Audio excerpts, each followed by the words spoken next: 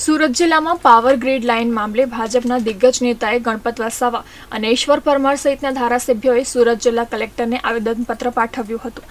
આ રજૂઆત બાદ ધારાસભ્ય ગણપત વસાવાએ જણાવ્યું હતું કે પાવર ગ્રીડ લાઇન નાખવા માટે જમીન સંપાદન મામલે ખેડૂતોને યોગ્ય અને ઊંચું વળતર મળે તેમજ ખેડૂતોના વળતરનો મુદ્દો મુખ્યમંત્રી સુધી પણ પહોંચાડવામાં આવ્યો છે અને તેમને સંતોષકારક વળતર મળે તેવી માંગણી કરવામાં આવી છે। તો બીજી તરફ ધારાસભ્ય ઈશ્વર પરમારે જણાવ્યું હતું કે પાવર ગ્રીડ લાઇન જુદા જુદા તાલુકાઓમાંથી પસાર થવાની છે અને તેમના વિસ્તારમાંથી જ 68 જેટલા ટાવર પસાર થવાના છે। સૌપ્રથમ આ અંગેનો સર્વે વર્ષ 2023માં અને 24માં થયો હતો, જેમાં ખેડૂતોને ઓછું વળતર મળતું હોવાના કારણે તેમનામાં નારાજગી હતી। જોકે ધારાસભ્યોની આ રજૂઆત બાદ ખેડૂતોમાં આશા જાગી છે કે તેમને પાવર ગ્રીડ માટે સંપાદિત થતી જમીનનું ઊંચું વળતર મળી રહેશે।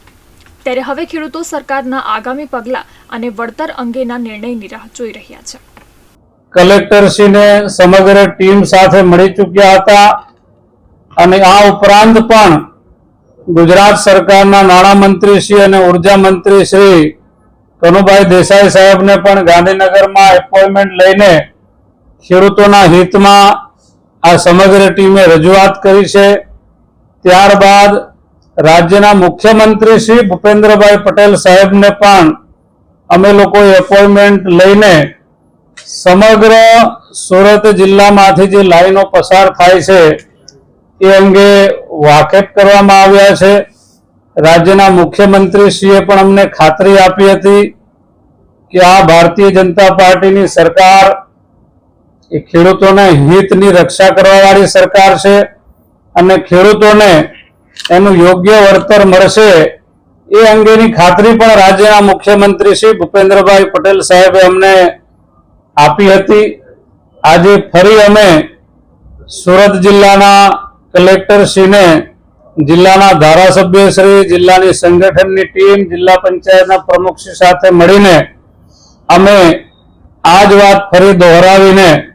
ઝડપથી હવે આ પ્રશ્નનો નિકાલ થાય અને સુરત જિલ્લાના ખેડૂતોને એમની માંગણી પ્રમાણેનો યોગ્ય સંતોષકારક વળતર મળે એ વિષયની આજે અમે રજૂઆત કરી છે અને કલેક્ટરશ્રીએ પણ અમને ખાતરી આપી છે કે આ પ્રશ્ન અંગે સત્વરે નિર્ણય કરીને ખેડૂતોને યોગ્ય વળતર ચૂકવવાનો નિર્ણય એ જિલ્લા કલેક્ટરશ્રી કરશે। હું પાવર ગ્રીડ ખાવડા અમદાવાદ નવસારીની જે વાત કરી છે એની હું મારા વિધાનસભા બારડોલી વિધાનસભા મત વિસ્તારની વાતો કરું તો બારડોલી તાલુકામાં 19 ટાવર અને પલસાણા તાલુકામાં 49 ટાવર એમ કુલ 69 જેટલા ટાવરોની વિગતો મારી પાસે છે। એ રીતે કામરેજ તાલુકો, ઓલપાડ તાલુકો, માંગરોળ, ઉમરપાડા, મહુવા આમ બધા જ તાલુકાઓમાંથી આ લાઈનો પસાર થવાની છે, પરંતુ વધારે પ્રમાણમાં ઓલપાડ, કામરેજ, બારડોલી, પલસાણા એ તાલુકામાં આ અમદાવાદ ખાવડા અમદાવાદ નવસારી લાઈન પસાર થવાની છે અને મેં કહ્યું તેમ કે મારા વિધાનસભા મત વિસ્તારમાંથી 68 જેટલા ટાવરો